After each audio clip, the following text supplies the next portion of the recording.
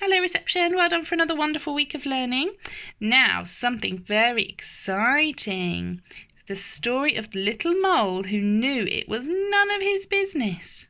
Look at this. This is one of my favourite books. I wonder what's on his head. The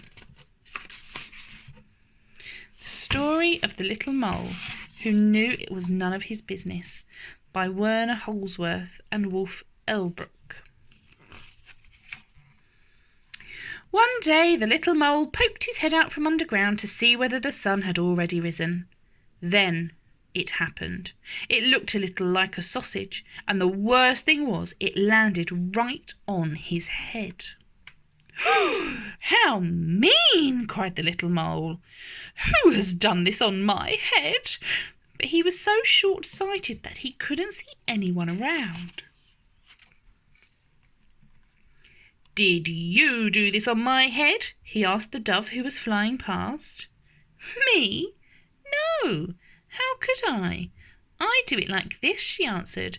And splish-splosh, a moist white blob landed on the ground right next to the little mole. His right leg was splashed with white. "Did you do this on my head?" he asked the horse who was grazing in the pasture. "Me? No, how could I? I do it like this." And flump, plump, 5 big, fat, horsey apples plopped down within a hair's breadth of the mole. He was very impressed. They are enormous. "Did you do this on my head?" he asked the hare. "Me? No, how could I? I do it like this," answered the hare, and 15 little round berries shot past the mole's ears. He saved himself with a daring leap. Oh my goodness. "Did you do this on my head?" he asked the goat, who'd been dreaming a little. "Me? No, how could I? I do it like this," she replied, and plippity-plop, a pile of toffee-covered little balls tumbled onto the grass. The little mole found them almost appealing. "Did you do this on my head?" he asked the cow who was chewing the cud. "Me? No, how could I? I do it like this." And kersplosh, a big brownish-green pancake flopped into the grass, just next to the mole. He was very relieved that the cow hadn't done something on his head. That would have been a disaster. "Did you do this on my head?" he asked the pig. "Me? No, how could I? I do it like this," replied the pig, and ploppity-splat, a little soft brown pile fell onto the grass.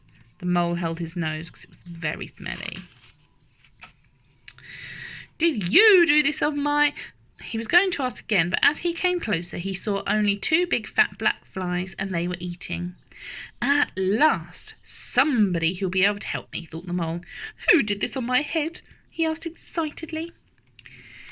"Keep nice and still," buzzed the flies. There was a short pause, and then, "It's clear to us that it was a dog." Finally, the little mole knew who had done the business on his head. Basil, the butcher's dog. Quick as a flash, he climbed onto the Basil's kennel, and pling-ting, a tiny black sausage landed right on top of the dog's head. Satisfied at last, the little mole disappeared happily into his hole underground. The end. Oh my goodness. That was a very funny story. This plucky little mole was trying to find out who had done their business on his head. I sure hope nobody ever does business on top of my head, because that would be a disaster. Well done, everyone. Remember, on Tuesday, we are going to be having a special piratey day. And we're going to have a pirate taking over our YouTube.